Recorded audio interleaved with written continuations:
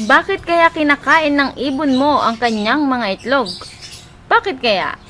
Yan ang ating aalamin after ng intro.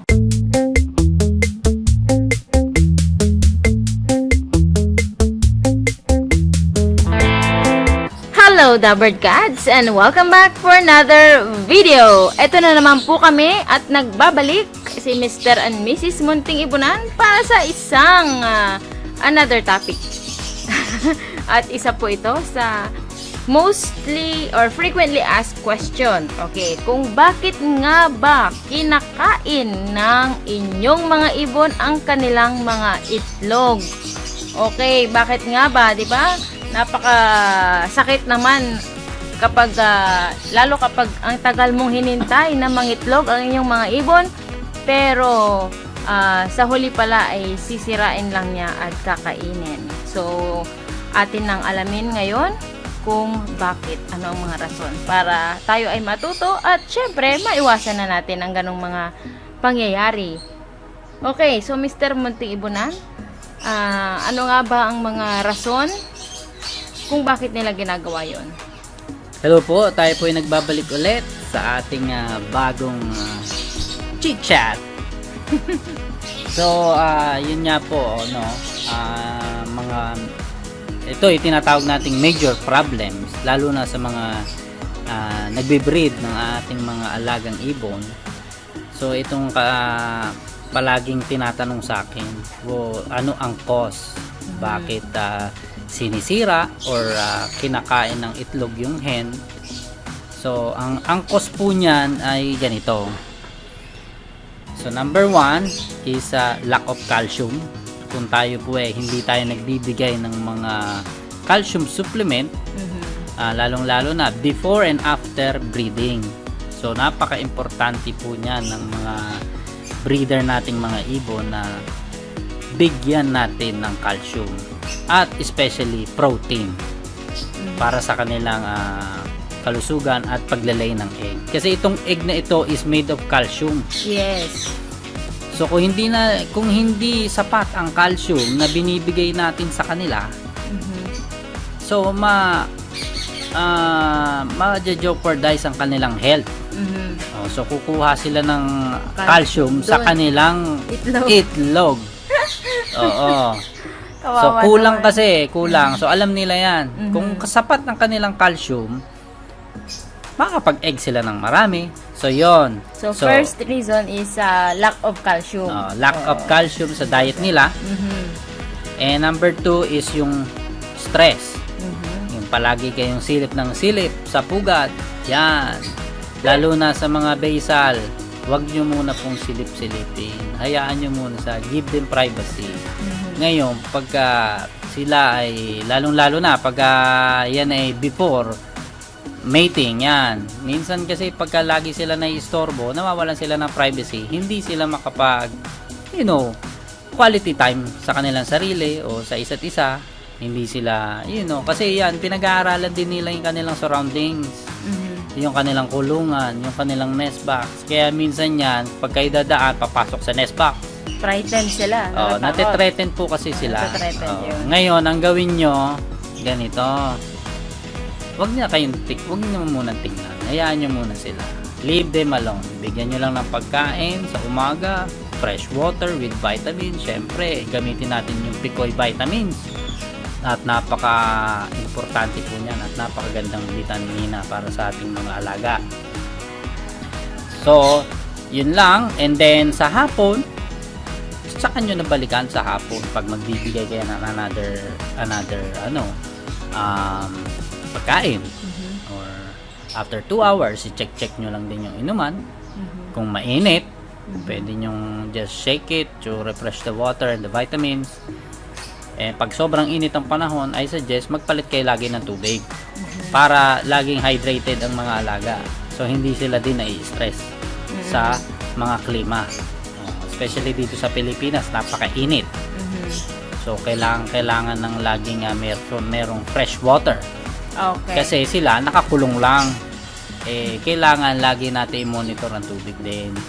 Oo. Kapag nainitan ng tubig, hindi na sila iinuman. Hindi na, oo. At saka kahit naman ikaw, kung mainit ang panahon, mainit na tubig yung ibibigay sa'yo, iinumin mo ba? Maaaring inumin mo, pero hindi ganun karami. Di ba? So, dehydrated ka rin. Okay. So, parang ano lang din, common sense lang, no? Pag mainit, ang tubig, hindi inumin. So, bigyan mo ng fresh water. Paano kapag may vitamins na yung ano? Adi, ako, ganun. Talaga mag-i-invest ka eh. Oo. Kasi, So, palitan mo ng fresh palitan mo na water rin. Fresh with- water, with fresh vitamins. So, Okay. ganun talaga. So, you have to invest. Kasi, alaga mo Alaga mo yan eh. yan. Yun, ang reason naman, kaya ka bumibili ng vitamins, para pangalagaan mo yung mga alaga mo. Okay. Na mabigyan mo sila ng tamang vitamina, tamang minerals. Diba? Tama Especially yung calcium din, di ba? Yes. During breeding season. Exactly, oo. Importante din po yung pagbibigay ng egg food. So, Okay. importante din po yung yung egg food, may mix ng mga Gulay. gulay, Oo. mga chilies, yan. Importante din po yan.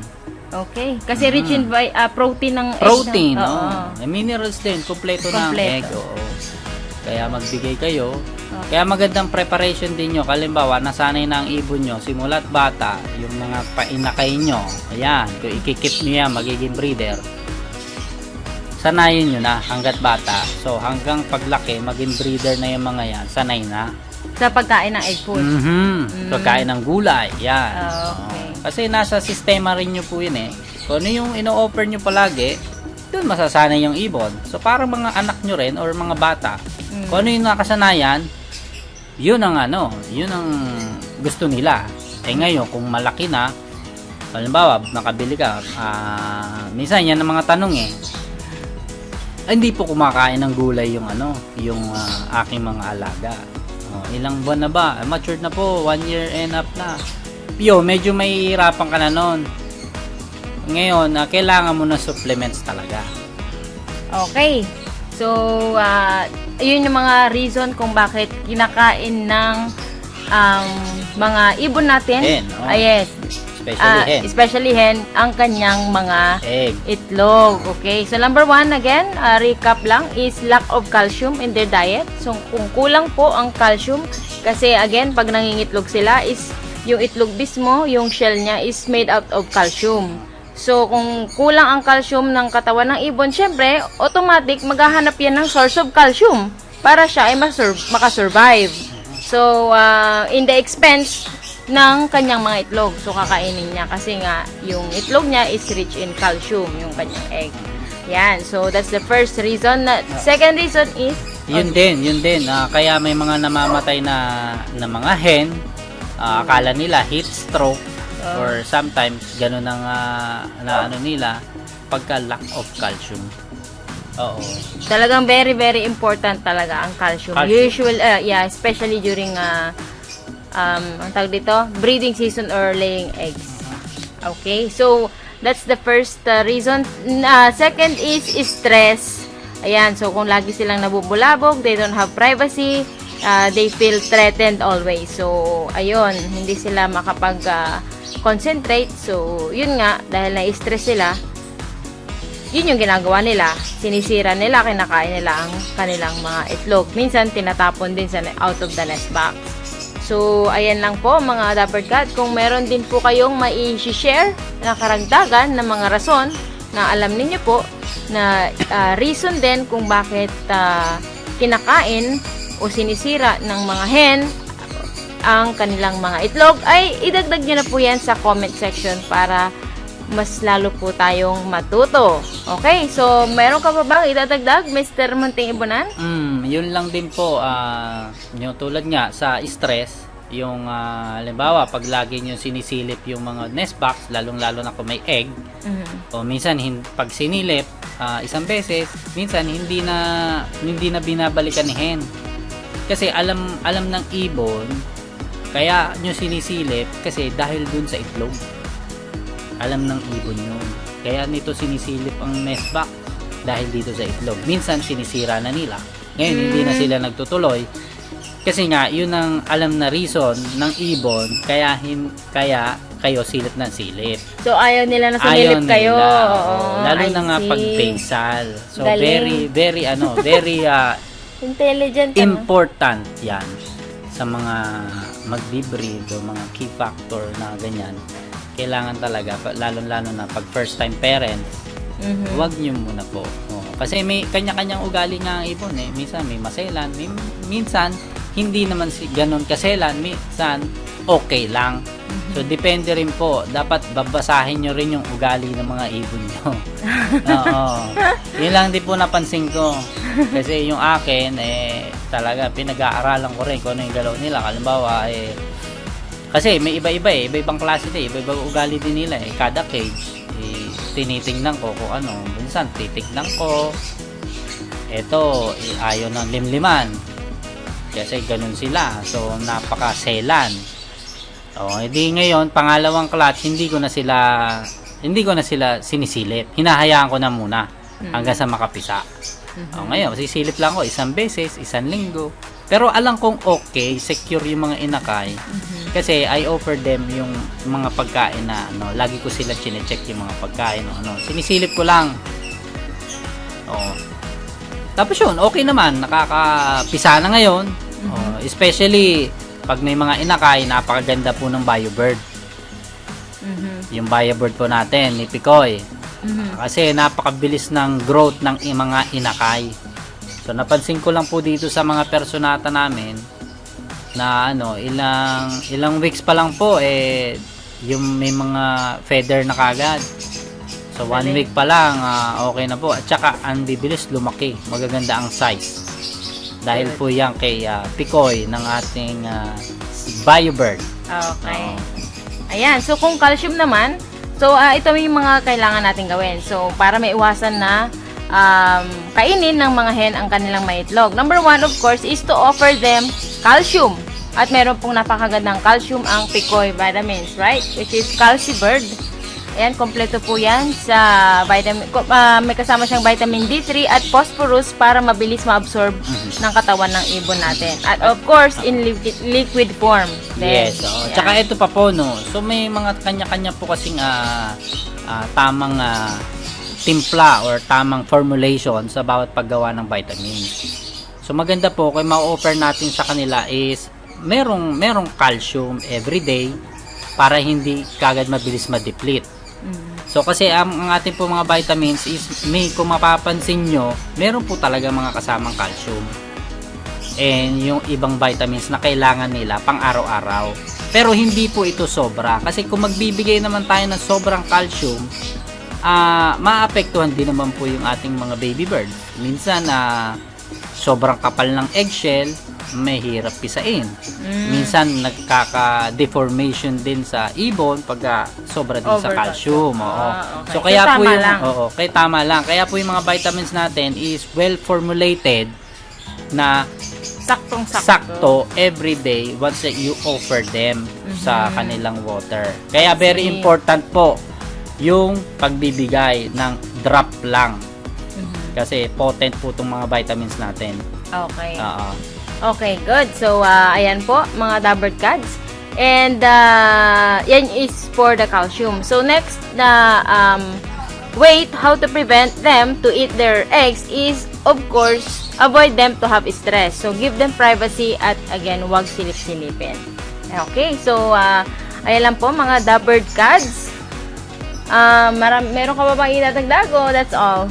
Siguro wala na. Yun lang ang aking naiisip based on my experience. Okay. So, again, like I said, kung meron pa po kayong maidadagdag, mga Dabber Cats, na mga reason kung bakit nila sinisira ang kanilang mga itlog, ay idagdag nyo lang po yan sa comment section para mas marami pa po ang matuto. Alright? Para matuto rin ako. Matuto rin po kami kung ano pa yung may mga kulang na, may kulang po na banggit kayo, ganun. Paki-comment po para at least nagkakatulungan tayo, and then matutulungan din natin mga newbies na at least alam na nila. So, aware na po sila. So, may iwasan na yung mga ganitong mga pangyayari.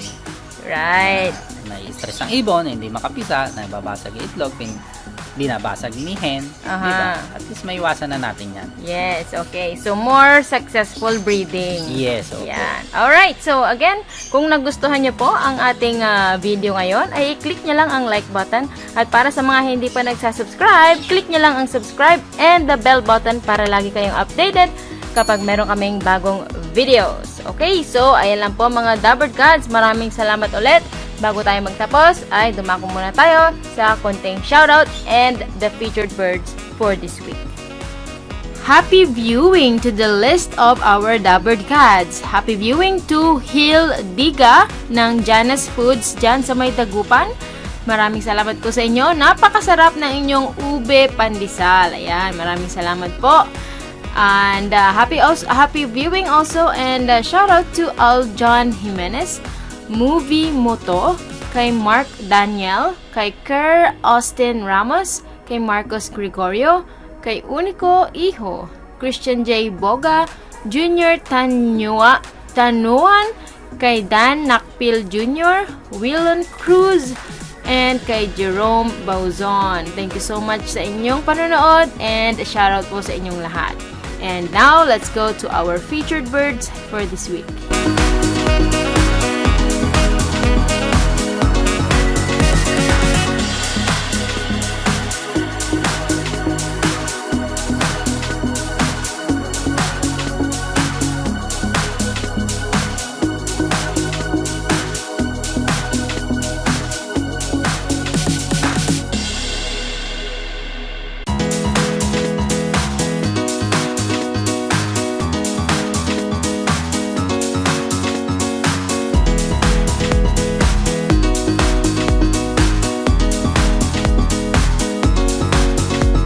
At ayan ang ating mga featured birds for this week. Kung gusto mo ring ma-feature ang iyong ibon, ay pumunta lang sa aming Facebook page at hanapin ang our pin post, Let Your Bird Shine, every Saturday. And comment the picture of your birds. Okay, so ayan lang po mga Dabbered Cats. Again, maraming salamat sa patuloy na pagsubaybay sa aming mga videos at sa panunood. And as always, God bless us all and we'll see you on the next video.